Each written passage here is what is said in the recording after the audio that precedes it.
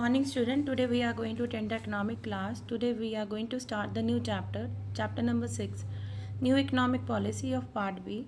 Topic covered in this video, that is economic reform, define of economic reform, elements of new economic policy, that is liberalization, privatization, globalization, merit and demerit of LPG. So students, we are going to start our chapter number 6.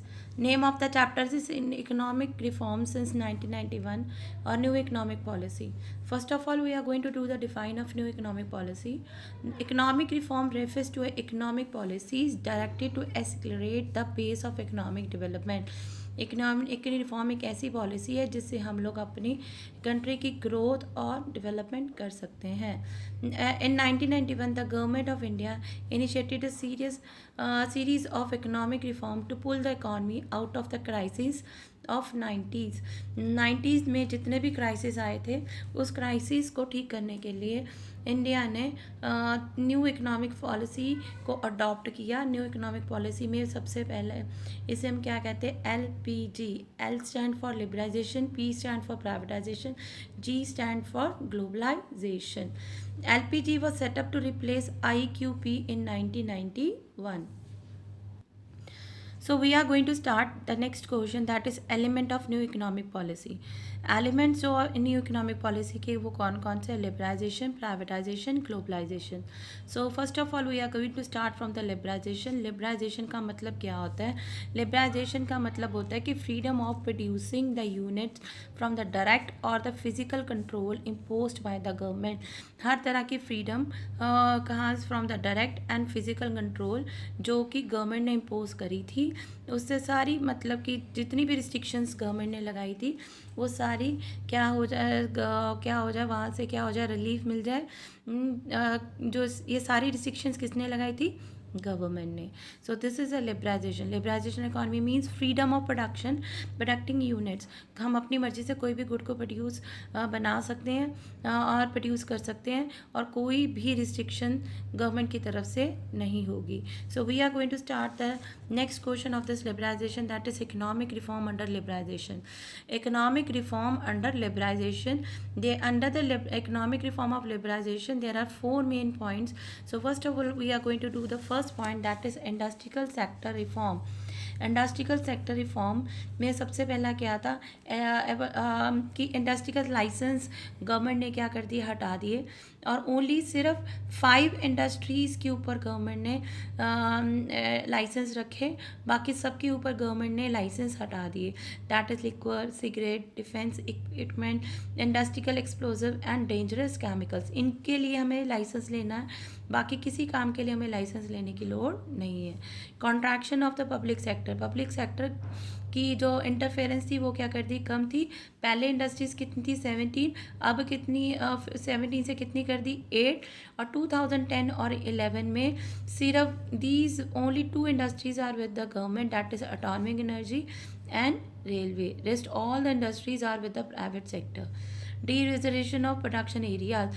जो government ने SSI के लिए areas reserve करे थे वो सारे के सारे गवर्नमेंट ने वहाँ से अपनी जो रिजर्व थी वो हटा दी, अब फ्री कर दिया. कोई भी कहीं पे भी जाके अपनी इंडस्ट्री सेटअप कर सकता है. Next, expansion of production capacity. Production capacity को भी गवर्नमेंट ने क्या कर दिया, इंक्रीज़ कर दिया. Earlier the production capacity was linked with the licence. हमें किसके क्या लेना पड़ता था, licence. Now freedom from the licence implied the freedom of capacity control. हम अपनी मर्जी से जितना मर्जी प्रोड्यूस कर सकते हैं. What to produce, how much to produce was now matter of producer choice depending upon the market condition. पहले what to produce and how much to produce is decided by the government. अब ये सारा किसके ऊपर था, choice थी, producer की choice थी. और वो भी प्रोड्यूसर किसके अकॉर्डिंग, मार्केट कंडीशन के अकॉर्डिंग अपने गुड की प्रोडक्शन कर सकता है. Freedom from import capital. Freedom थी में इम्पोर्ट कैपिटल गुड्स के लिए. कैपिटल गुड हमने मैक्रो में करा भी है, जैसे कि मशीन्स हो गए, Now, liberalization also implied freedom from the industries to import the capital good with a view of upgrading their technology. हम कोई भी मशीन बाहर से मंगवा सकते हैं अपनी इंडस्ट्री को डेवलप करने के लिए, कोई परमिशन लेने गवर्नमेंट की मतलब कि परमिशन लेने की हमें हमें कोई भी लोड नहीं है। हम अपनी मर्जी से जो मर्जी इंपोर्ट कर सकते हैं कैपिटल गुड्स का। Next is financial sector reform. Under the financial sector reform, there are three main points, that is banking and non-banking financial institution. Second is stock exchange market, and third is foreign exchange market. In India, the financial sector is regulated by and controlled by the RBI. ये हमने macro में भी किया है कि जो financial sector है उसको कंट्रोल कौन करता है? आरबीआई। नाउ आरबीआई ने शिफ्ट कर दिया अपने रोल को। पहले वो क्या था? एज अ रेगुलेटर काम करता था, अब वो एज अ फैसिलिटेटर काम करता है after 1991। As a regulator the RBI अपने आप जो था रेट ऑफ इंटरेस्ट सेट करता था कमर्शियल बैंक के लिए। Now now as a facilitator the RBI would only facilitate the free play of market forces and leave it to the commercial bank to decide the interest rate structure. As a regulator, RBI decide करता था rate of interest. As a facilitator, जो RBI ने commercial bank को opportunity दे दी, वो अपने हिसाब से rate of interest को decide करेंगे ना। Free play of market forces के करके हमारी इकॉनमी में प्राइवेट बैंक भी मर्ज होने लग गए, और बोथ एज अ डोमेस्टिक और इंटरनेशनल लेवल से, जिससे हमारी इकॉनमी में कंपटीशन भी बढ़ा। लिबराइजेशन ने अलाउ किया FII फॉरेन इंस्टीट्यूशन इन्वेस्टर, ताकि वो इंडिया में फाइनेंशियल मार्केट में इन्वेस्ट करे। ये सारी चीज़ों से हमारा जो फाइनेंशियल सेक्टर है वो क्या हो गया? मल्टी डायमेंशनल ग्रोथ होने लग गई, और एक सिग्निफिकेंट रोल हो गया for the growth and development. ये सारी चीज़ों से हमारी इकॉनमी में फाइनेंशियल सेक्टर डेवलप्ड हो गया। Next is physical reform. Physical reform जो है वो is related with the revenue and expenditure of the government. वो किससे रिलेट करता है? Revenue and expenditure of the government. Physical reform के अंदर हम लोग क्या करते हैं? Tax reform. टैक्स रिफॉर्म को कितने तरह करते हैं? डायरेक्ट टैक्स और इनडायरेक्ट टैक्स। ये दोनों आपने मैक्रो में बजट चैप्टर में किया था। डायरेक्ट टैक्स वो होते हैं जिसका बर्डन हम लोग नहीं शिफ्ट कर सकते, जैसे इनकम टैक्स। इनडायरेक्ट टैक्स जो होता है जिनका हम बर्डन शिफ्ट कर सकते हैं, जैसे कि GST। बिफोर लिबराइजेशन से पहले हमारा जो टैक्स स्ट्रक्चर था वो हाईली क्या था? कम्प्लेक्स था, और हैवी बर्डन था टैक्सेशन का पीपल्स के ऊपर। इस करके लोग टैक्स प्रॉपर दे नहीं पाते थे। नाउ जो टैक्स स्ट्रक्चर है वो क्या हो गया? बिल्कुल सिंपल हो गया और मॉडरेट हो गया, जिस करके जो रेवेन्यू होगी गवर्नमेंट की वो क्या होने लगी है? इंक्रीज होने लगी। Next topic of this liberalization is external sector reform. Under the external sector reform, there are two main points. First is foreign exchange reserve, and second is foreign trade policy reform. First of all, we are going to start from the foreign exchange reform. एक foreign exchange reform जो था were initiated in 1991 with the devaluation of Indian rupee against the foreign currency. Devaluation का मतलब क्या था? Fall in the value of rupee as comparative to the dollar और the British pound. इसका मतलब क्या हुआ कि मोर रुपी क्या होता है? मोर रुपी देन बिफोर। US डॉलर और British pound can be exchanged more rupee than before, implying that a US dollar or British pound can buy more good in the Indian market. इसके करके क्या हुआ? हमारी कंट्री में सप्लाई ऑफ फॉरेन करेंसी क्या होने लगी? बढ़ने लगी, और हायर एक्सपोर्ट्स होने लगे हमारे डोमेस्टिक गुड्स एंड सर्विसेज के। हायर एक्सपोर्ट्स होने लगे डोमेस्टिक गुड्स एंड सर्विसेज के। फॉलोड बाय द डिवैल्यूएशन 1991, जो exchange value of Indian rupee in the international market वो क्या होगी? Was left to the free play to the market forces. अब वो भी किसके ऊपर छोड़ दी गवर्नमेंट ने? Free play of market forces, मतलब डिमांड और सप्लाई अपने आप एडजस्ट करेंगे। Presently the exchange rate is determined by the forces of supply and demand in the international exchange market. अब प्रेजेंटली एक्सचेंज रेट कैसे डिटर्मिन्ड होती है? Forces of supply and demand in the international exchange market. ना next is a foreign trade policies. Foreign trade policy में government ने जितने भी tariffs थे वो सारे के सारे हटा दिए, जितने भी क्वांटिटेटिव रिस्ट्रिक्शंस थे वो भी सारे गवर्नमेंट ने हटा दिए, जिससे हमारी इकॉनमी में जो कंपटीशन था वो क्या होने लग गया, बढ़ने लग गया। और जिससे हमारी इकॉनमी में पहले गवर्नमेंट क्या करती थी, इंडियन मार्केट को शेल्टर प्रोवाइड करती थी, गवर्नमेंट ने वो भी शेल्टर हटा दी। मतलब अब जो प्रोड्यूसर्स है वो अपने आप कंपटीशन करके अपने आप को सर्वाइव करेंगे। Our next topic is privatisation. Privatisation का मतलब क्या होता है कि प्राइवेट सेक्टर का बढ़ना और पब्लिक सेक्टर का कम होना। प्राइवेटाइजेशन एक ऐसा प्रोसेस है involving the private sector in the ownership and operation of the state owned enterprises. Privatization का मतलब क्या हुआ, private sector in the ownership और operation of state owned enterprises. मतलब डिसइन्वेस्टमेंट, मतलब जो भी पब्लिक सेक्टर अपना डिसइन्वेस्टमेंट करता है वो सारा का सारा किसके अंडर आ जाएगा, प्राइवेट सेक्टर के अंदर। नीड फॉर द प्राइवेटाइजेशन, हमारी कंट्री में क्यों नीड हुई प्राइवेटाइजेशन की? First, the process of industrialisation जो थी was initiated under second 5-year plan assigning the key role to the public sector enterprises. किसको रोल दिया गया था, public sector enterprises.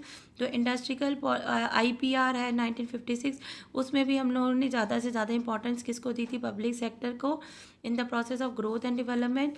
Beyond the doubt that it was through the spread of public sector that India would diversely industrial base between 1951 to 1991 और the spread of public sector in the Indian economy. उससे क्या हुआ था, हमारा structure transformation हो गया था। People started shifting from the agriculture से वो किधर की तरफ शिफ्ट होने लगे थे, industry as a livelihood. Most of the public sector थे इंटरप्राइजेज थे वो मतलब सोशल लाइबिलिटी करते थे, और जिस करके पब्लिक सेक्टर्स को क्या होने लग गया, लॉसेस होने लग गए। और जो पब्लिक सेक्टर है वो इनएफिशिएंटली इन करप्शन में करप्शंस के करके प्रॉपर काम ना करके ना काम करने के करके privatisation was consider only remedy. इसको सही करने के लिए सिर्फ एक प्राइवेटाइजेशन ही एक रेमेडी नज़र आ रही थी। Accordingly, in 1991, the government decided to phase out the public enterprises by selling its equity to the private enterprises. In 1991 में गवर्नमेंट ने डिसाइड किया जितनी भी इंडस्ट्रीज़ है वो सारी की सारी वो किसको सेल कर देंगे, प्राइवेट एंटरप्राइजेस को। इन द व्यू ताकि वो इस करके उन्होंने किया क्योंकि जो प्राइवेट सेक्टर्स हैं वो प्रॉपरली काम करते हैं, इस करके एफिशिएंट परफॉर्मेंस करके जो पब्लिक सेक्टर है वो सारा का सारा मोस्टली प्राइवेट सेक्टर की तरफ शिफ्ट हो गया। Next is globalisation. ग्लोबलाइजेशन का मतलब क्या होता है, is process of associated with the increasing of openness and growing economic interdependence and dipping the economic integration in the world economy. Globalisation का मतलब क्या होता है, कोई भी कंट्री किसी भी कंट्री में जाके अपना काम कर सकती है, इसके लिए कोई भी रिस्ट्रिक्शन नहीं थी। This was under the globalisation. Economic reforms aim at integrating the Indian economy with the global market. Economic reform का मोटिव क्या था कि इंडियन इकॉनमी को ग्लोबल इकॉनमी के साथ इंटर लिंक करना। This is called globalisation. The next question of the globalisation is policy strategy promoting the globalisation of Indian economy. The first point is policy under this question that is increase in the equity limit of the foreign investment. जो equity limit of foreign investment उन्होंने क्या कर दी, raise कर दी from 40%, जिससे it was now ranges between 51 to 100% equity shares limit of the foreign investment. जिससे क्या हुआ, the export trading houses है have also been allowed to foreign capital investment up to the 100%। 100% से वो किसी भी कंपनी में शेयर परचेज कर सकते हैं। Partial convertibility to achieve the objective of globalization there was a partial convertibility of Indian rupee has allowed it for the following transaction. हम Indian rupee को ईजिली कन्वर्ट कर सकते हैं for the following for the export and import of good and services. दूसरा for the payment of interest, अगर हम मुझे अपने घर के लिए पैसे भेजने हैं या कुछ चीज़ परचेज करनी है, I can easily convert the rupee into the into the dollar. The partial convertibility refers to the sale and purchase of foreign currencies at the market price. Foreign currency को sale and purchase करना at the market price. Next is long term trade policy. अब जो economic reforms करके जो भी foreign trade policy थी वो long duration के लिए होती थी, implying that it is a liberal policy.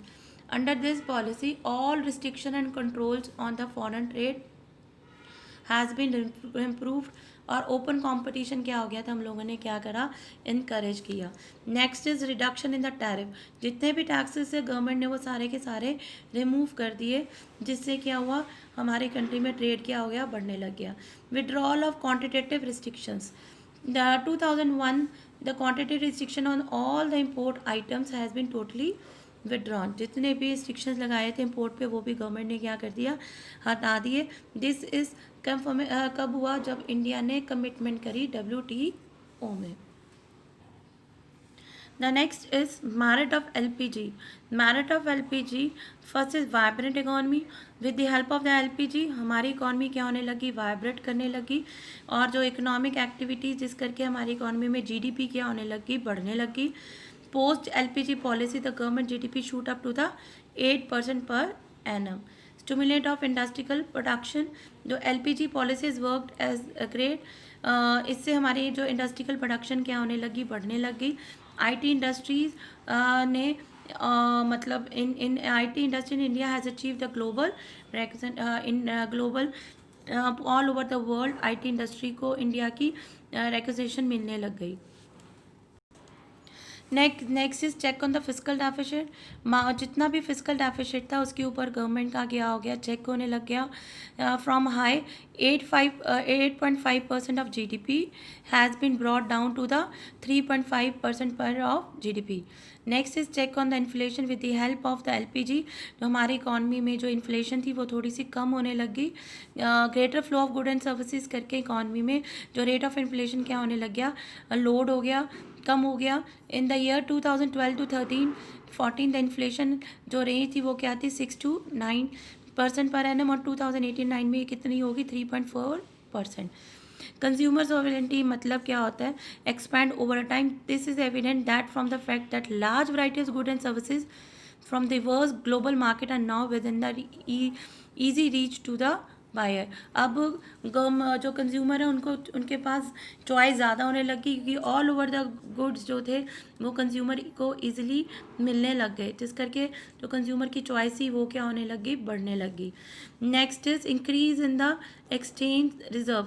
अब ड्यू टू द हमारी कंट्री में LPG के करके एक्सपोर्ट और इम्पोर्ट से रिस्ट्रिक्शन हटने के करके हमारी इकॉनमी में जो फॉरेन एक्सचेंज रिजर्व था वो बढ़ने लग गया. Good amount of foreign exchange enhance economic confident of global investors in the Indian market. जितना अच्छा गुड फॉरेन रिजर्व्स होगा उतनी ज़्यादा हम लोग क्या होने लग गए, इकोनॉमिक कॉन्फिडेंट होने लगे और ग्लोबल इन्वेस्टर्स को हमारी कंट्री में फेथ होने लग गया. Flow of public foreign investment, flow of private foreign investment. Private foreign investment quantum jump after the बढ़ने लग गया after the LPG. Domestic economy was not generating enough of the surplus for री investment. और इससे क्या हुआ, हमारी जो टेक्नोलॉजी में जितनी भी प्रॉब्लम थी वो सारी सही हो गई और हमारा जो प्राइवेट इन्वेस्टमेंट वो क्या होने लग गया, बढ़ने लग गया. Next is recognition of India's as emerging economic power. और LPG के करके इंडिया में भी एक इकोनॉमिकली पावर कंट्री मानी जाने लग गई, क्योंकि जो एक्सपोर्ट और इम्पोर्ट भी क्या होने लग गया, बढ़ने लग गया और इंडिया का जो रैंक था वो भी बढ़ने लग गया. A shift from the monopoly market to the competitive market. पहले गवर्नमेंट की मोनोपली थी, अब गवर्नमेंट की मोनोपली हटके अब कॉम्पिटिटिव मार्केट में आ गए, जिससे क्या हुआ, हमारी इकॉनमी में कंपटीशन बढ़ने से हमारी इकॉनमी की ग्रोथ होने लगी. So this is the merit. Now we are going to do our last question of this chapter, that is demerit of LPG. Neglect of agriculture.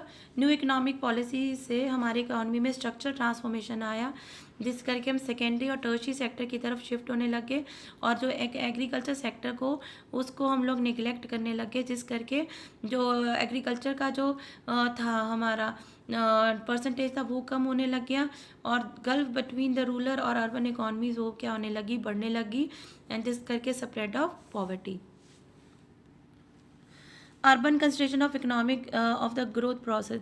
जितनी भी एलपीजी का जो एडवांटेज था वो सिर्फ अर्बन एरिया की तरफ ही था, रूरल एरिया की तरफ ये नहीं था। रूरल एरिया वैसे के वैसे ही रहे, अर्बन एरियाज़ को ज़्यादा डेवलप किया गया, जिस करके हमारा क्या हो गया, अर्बन और रूरल एरियाज़ में गल्फ होने लग गया। मतलब जो डेवलपमेंट थी वो वन साइडेड थी, दैट वाज और urban side, not on the rural side. Next is spread of consumerism, spread of multinational countries as a consequence of LPG policy, जिस करके हमारे large scale of spread of consumerism, a variety of global brands in the market induce the masses of becoming spend thrift and becoming beyond their needs. जो global brand थे वो costly होने के करके लोगों के पॉकेट में मतलब वो नहीं अचीव कर सके, और जो इंडिया की सोसाइटी है वो वेस्टर्न कल्चर की तरफ ज़्यादा होने लगी, जिससे हमारा जो कल्चर था वो भी क्या होने लग गया, कम होने लग गया। Loop side growth process, loop side मतलब इंडिया की जो ग्रोथ प्रोसेस थी वो लूप साइड वन साइडेड थी, दोनों वो साइडेड नहीं थी। मतलब आईटी की तरफ ज़्यादा फोकस किया गया, बाकी मतलब जो सेक्टर्स है उनके ऊपर हम लोगों ने फोकस नहीं किया। न कल्चर इरोजन, हम लोग जितनी ज़्यादा एलपीजी बढ़ती जा रही थी उतनी ज़्यादा हमारी इकॉनमी में कल्चर इरोजन होता रहा। मतलब हम लोग अपने कल्चर को छोड़ के मतलब वेस्टर्न कल्चर की तरफ हम लोग क्या होने लग गए, शिफ्ट होने लग गए।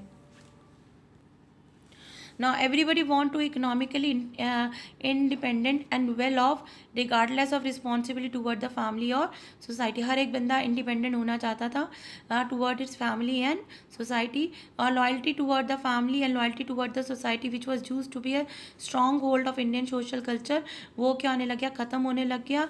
हम लोग वेक ऑफ मटीरियलिज्म की तरफ शिफ्ट हो गए। So students, we have completed our chapter number 6. I'm going to send this question of this chapter that you are going to write in your notebook, and if you have any problem you can ask me in your class email ID.